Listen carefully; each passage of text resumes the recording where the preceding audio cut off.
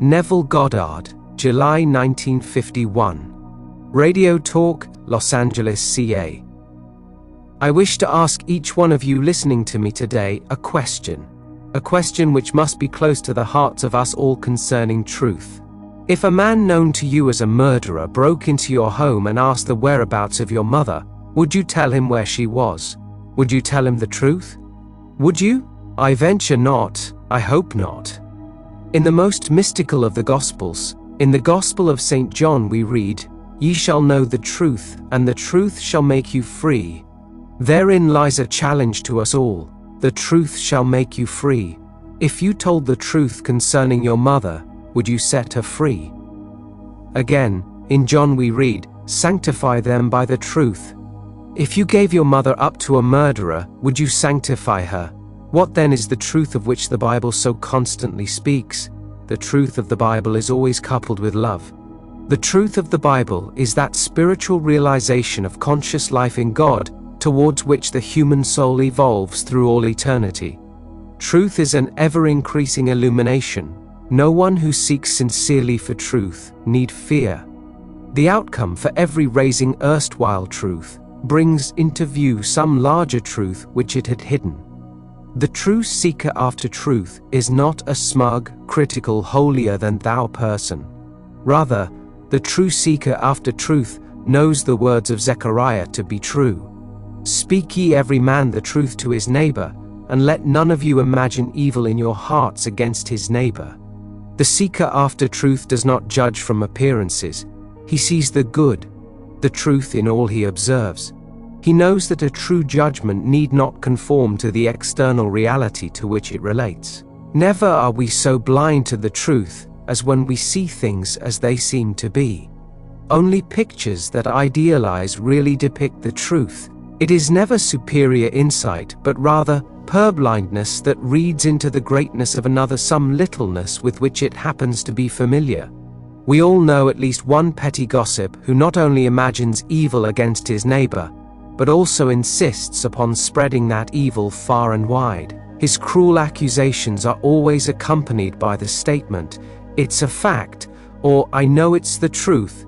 How far from the truth he is. Even if it were the truth, as he knows the truth, it is better not to voice it, for a truth told with bad intent beats all the lies you can invent. Such a man is not a seeker after the truth as revealed in the Bible. He seeks not truth so much as support for his own point of view. By his prejudices, he opens a door by which his enemies enter and make their own the secret places of his heart. Let us seek sincerely for the truth, as Robert Browning expresses it. Truth is within ourselves, it take no rise. From outward things, waiter you may believe. There is an immortal center in us all, where truth abides in fullness. The truth that is within us is governed by imaginative love. Knowing this great truth, we can no longer imagine evil against any neighbor. We will imagine the best of our neighbor. It is my belief that wherever man's attitude towards life is governed by imaginative love, there it is religious. There he worships, there he perceives the truth. I am going to speak on this subject next Sunday morning, when my title will be Imaginative Love. At that time, I am to have the pleasure and the privilege of taking Dr. Frederick Bales's service at the Fox Wilshire Theatre on Wilshire Boulevard, near La Cienega. The service will be held as Dr. Bales always conducts it at 10:30 Sunday morning. It is an intuitive desire of all mankind to be a finer, nobler being, to do the loving thing. But we can do the loving thing only when all we imagine is full of love for our neighbor. Then we know the truth that sets all mankind free. I believe this is a message that will aid us all in the art of living a better and finer life. Infinite love in unthinkable origin was called God, the Father. Infinite love in creative expression was called God, the Son. Infinite love in universal interpenetration, in infinite immanence, and in eternal procession was called God, the Holy Ghost. We must learn to know ourselves as infinite love, as good rather than evil. This is not something that we have to become. It is rather for us to recognize something that we are already. The original birthplace of imagination is in love. Love is its lifeblood. Insofar as imagination retains its own life's blood, its visions are images of truth. Then it mirrors the living identity of the thing it beholds. But if imagination should deny the very power that has brought it to birth, then the direst sort of horror will begin.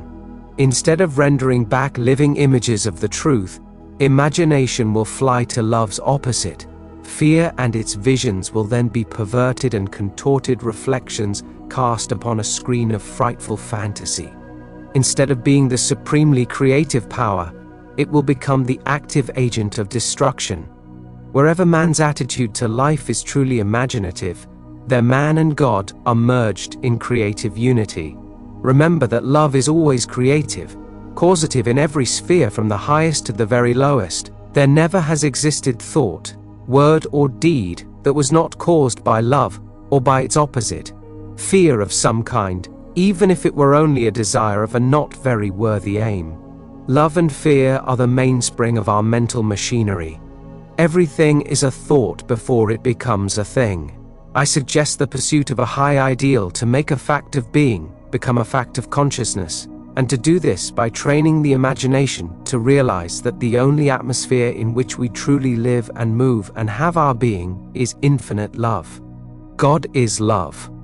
Love never faileth. Infinite creative spirit is love. The urge that caused infinite, unconditioned consciousness to condition itself into millions of sensitive forms is love. Love regarded as an abstraction, apart from an object, is unthinkable. Love is not love if there is no beloved. Love only becomes thinkable in relation, in process, in act. Let us recognize with Blake that he who will not live by love must be subdued by fear, and set ourselves the highest of ideals to love and to live by. But our highest ideals do not bless unless they come down and take on flesh. We must make results and accomplishments the crucial test of our imagination and our love, for incarnation is the only true realization. Our faithfulness must be to the sum of all the truth we know, and it must be absolute. Otherwise, that truth lacks a vehicle and cannot be incarnated in us. Our concept of ourselves determines the scenery of our lives. We are ever our own jailers. The prison doors that we thought closed are truly ajar, waiting for us to see the truth. Man ever surrounds himself with the true image of himself, said Emerson. Every spirit builds itself a house, and beyond its house, a world, and beyond its world, a heaven. Know then the world exists for you. For you the phenomenon is perfect. What we are that only can we see. All that Adam had, all the Caesar could, you have and can do. Adam called his house heaven and earth. Caesar called his house Rome. You perhaps call yours a cobbler's trade, or 100 acres of land, or a scholar's garret. Yet line for line, and point for point, your dominion is as great as theirs, though without such fine names.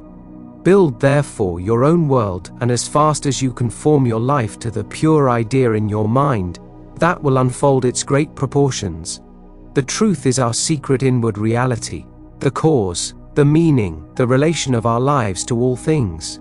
Let the truth carry us heavenwards, expanding our conceptions, increasing our understanding until we know the truth and are made free. Remember to like and subscribe, and let the sound of the bell guide you back.